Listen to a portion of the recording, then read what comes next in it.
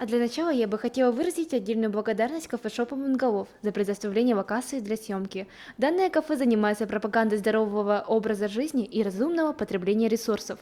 Ссылку на их инстаграм вы можете найти в описании. А теперь начинаем. А сегодняшний наш гость нашей передачи – это ученица 11 Б класса Катя Кувагина. Катя, привет! Привет. Расскажи, как твои дела, как твое самочувствие? У меня все хорошо. Хорошо, для начала я тебе хочу предложить сыграть в игру. Смотри, на столе здесь у нас разбросано несколько чисел, от 1 до 6. И, значит, в этих бумажках у нас находится либо несколько вопросов, точнее, по одному вопросу, либо действия. Твоя задача выбрать себе несколько бумажек, сколько тебе душе угодно, и в итоге раскрывать и либо отвечать на вопросы, либо выполнять действия. Предполагаю начать.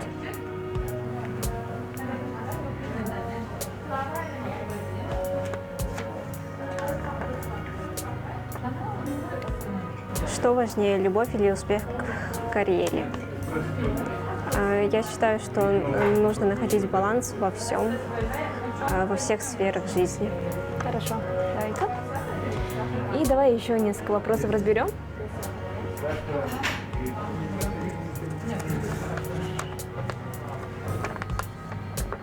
Как начинается твое утро? Я просыпаюсь, иду завтракать и начинаю собираться в школу. Хорошо. И давай завершающий.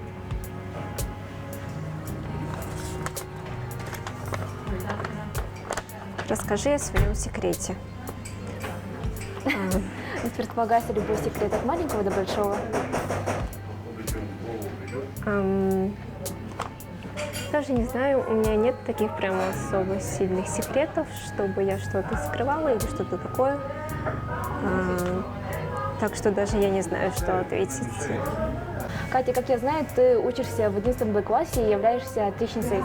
Можешь, пожалуйста, рассказать, с какого класса ты являешься отличницей круглой и как у тебя это получается? Как только у нас появились в школе оценки, с тех пор я и являюсь отличницей.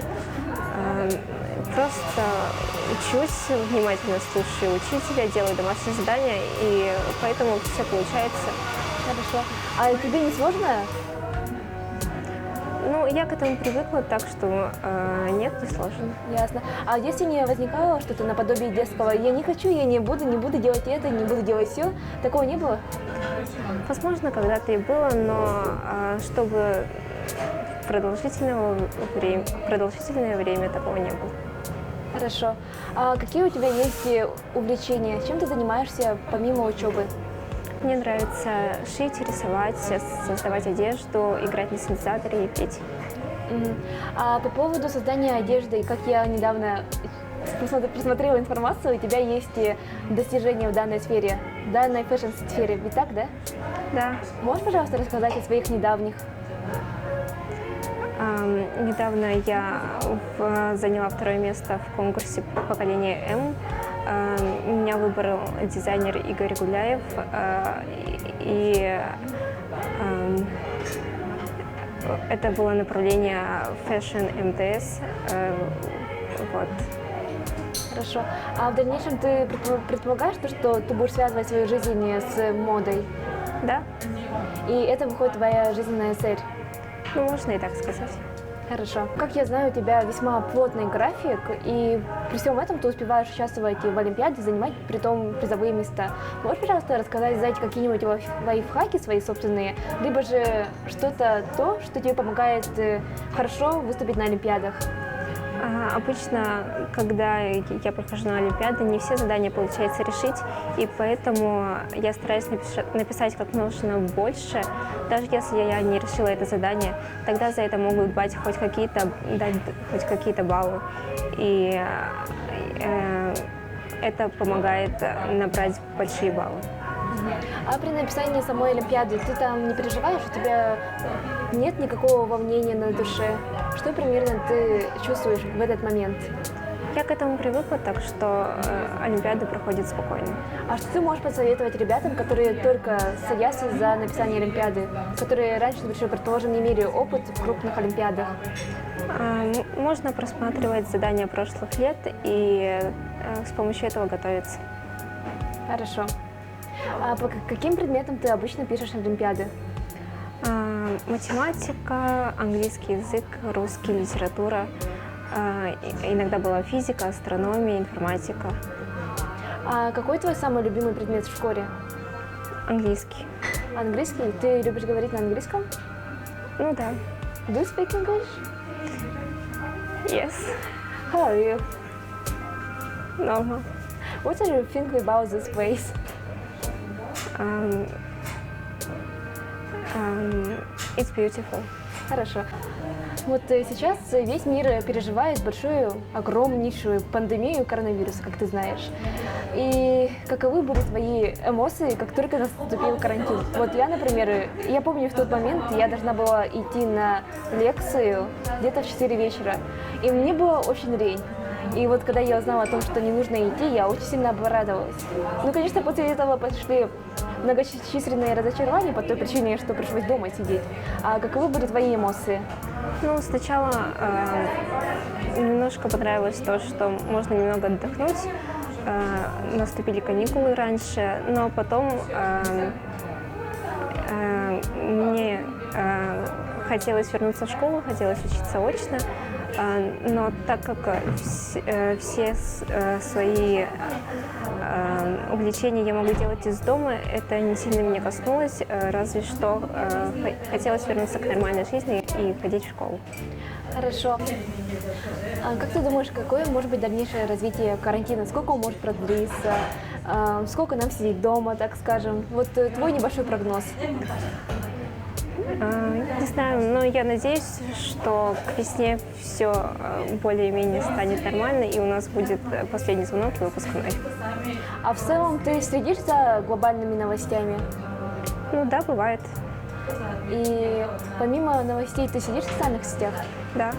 Хорошо. Можешь, пожалуйста, дать нам свои соцсети?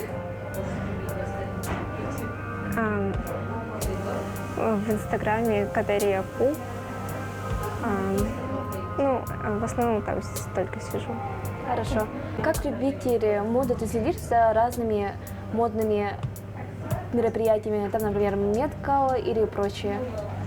Да, мне интересно это, и я слежу за этим для того, чтобы знать, в какой сфере сейчас придумывать одежду.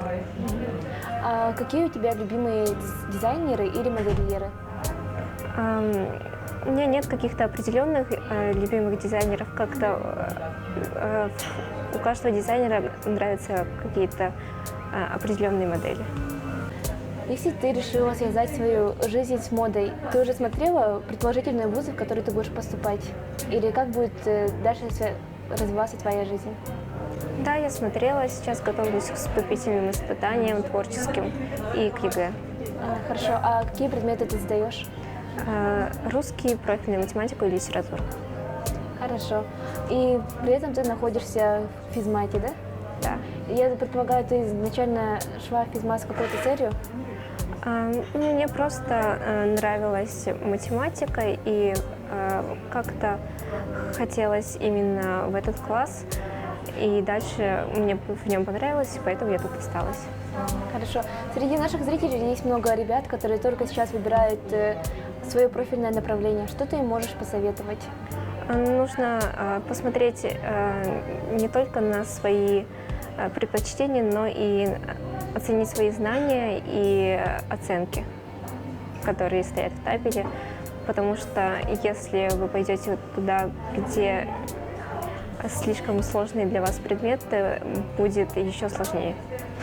А как можно отнестись к тому, что некоторые ребята выбирают свой профильный класс в зависимости от того, сколько там будет их друзей?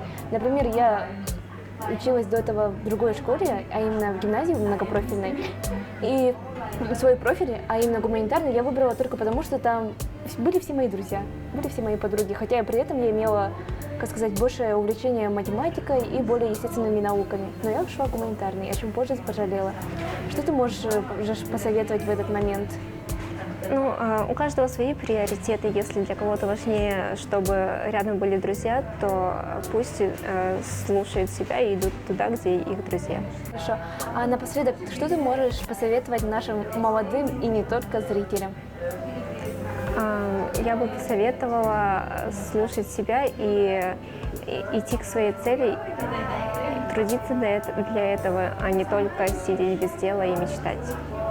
Хорошо, спасибо за интервью. Спасибо.